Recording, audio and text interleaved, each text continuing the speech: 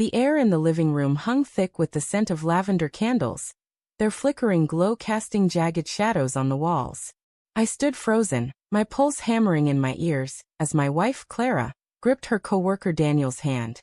Her words sliced through the quiet like a blade. "I'm leaving you for a real man."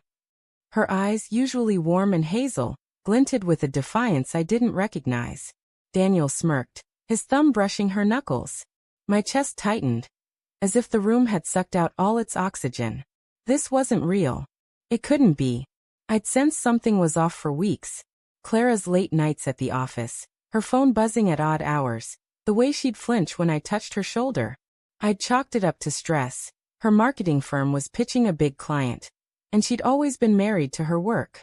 But now, standing in our home, the one we'd painted blue together, the truth gutted me. I wanted to scream, to demand answers, but my throat felt sealed shut. Instead I stammered, "Clara, what's happening?"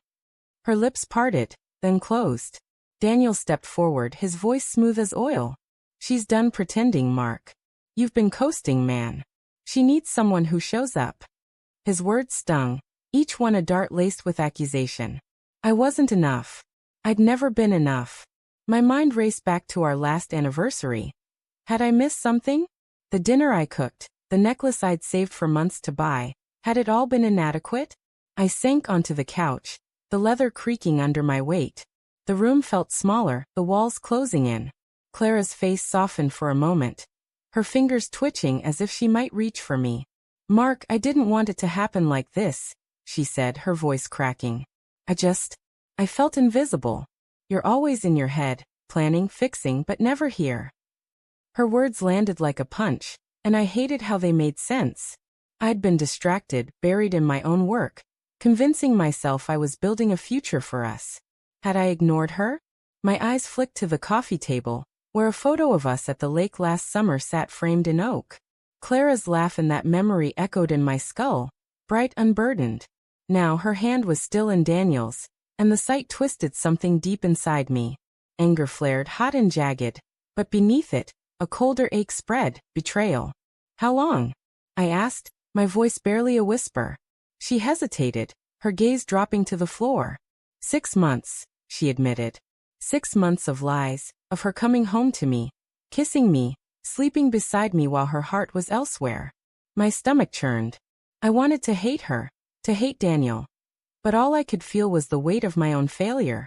Had I driven her to this? The room was silent except for the faint hum of the refrigerator in the kitchen. I stood, my legs unsteady, and crossed to the window. Outside, the streetlights buzzed, casting a sickly yellow glow over the parked cars. I needed air, space, anything to stop the suffocating pressure in my chest. "You could have told me," I said, not turning around. "You could have said something before." My voice broke, and I hated how weak it sounded. Daniel snorted, breaking the tension like a snapped wire. "She tried, Mark. You didn't listen." I spun to face him, my fists clenching. His smug expression fueled a rage I hadn't known I could feel. But Clara stepped between us, her eyes pleading. "Don't," she said softly. "This isn't his fault. It's mine. I made the choice." Her admission hit harder than Daniel's taunts. She'd chosen this. Chosen him. The woman I'd vowed to love forever had looked at our life, and decided it wasn't enough. I wanted to ask why, to unravel every moment I'd missed, but the questions stuck in my throat. Instead, I noticed her necklace, the one I'd given her, still hanging around her neck. The sight of it felt like a cruel joke. "Take it off," I said, my voice low and raw. Her hand flew to the pendant, her fingers trembling. "If you're leaving, take it off." For a moment, she looked like she might cry, but she unclasped it, the chain pooling in her palm. She set it on the table, next to the photo, and the quiet clink echoed louder than any shout. Daniel tugged at her arm, murmuring something about leaving. But Clara didn't move. Her eyes locked on mine. And for the first time, I saw guilt, real bone-deep guilt. "I didn't want to hurt you," she whispered. I needed to feel alive again." Her words were a knife, twisting deeper because they were honest. I'd failed to make her feel alive. I wanted to beg her to stay, to promise I'd change, but pride or maybe self-respect held me back. "Go," I said, the word tasting like ash. Daniel pulled her toward the door, but she hesitated, her gaze lingering on me. For a fleeting second, I thought she might stay. Then she turned, and they were gone, the door clicking shut behind them. The silence was deafening. I stood there, staring at the necklace on the table, its delicate chain glinting in the candlelight. My mind replayed every moment of the past 6 months. Her late nights, her distracted smiles, the way she'd started locking her phone. The signs had been there, but I'd chosen to ignore them, to believe in us. Now the truth was undeniable, and it shattered me. I sank to the floor, my back against the couch, and let the tears come. They weren't just for Clara, but for the life I thought we had, the future I'd built in my head.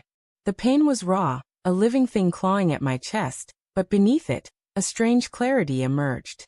I'd loved her with everything I had, but maybe that hadn't been enough. Maybe it never would be. Hours later, as the candles burned low, my phone buzzed. A text from Clara. I'm sorry. I left something for you in the bedroom. My heart lurched. I climbed the stairs, each step heavier than the last, and pushed open the bedroom door. On the bed lay a letter, her handwriting neat and familiar.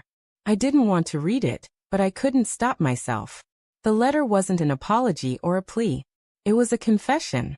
She wrote about her loneliness, her fear of growing old in a marriage that felt stagnant. She described meeting Daniel, how his attention made her feel seen again. But the final line stopped me cold. I lied tonight, Mark. I'm not leaving. I can't. I told Daniel it's over, but I needed you to know the truth. I needed you to see me, even if it breaks us. I sat on the bed, the letter trembling in my hands. She wasn't gone. She'd chosen me, but at what cost? The betrayal was real, the wound still bleeding, and yet, she was still here, somewhere in the city, waiting for my response. I didn't know if I could forgive her, if I could ever trust her again.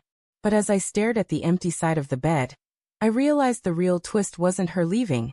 It was her staying, and the impossible choice now facing me.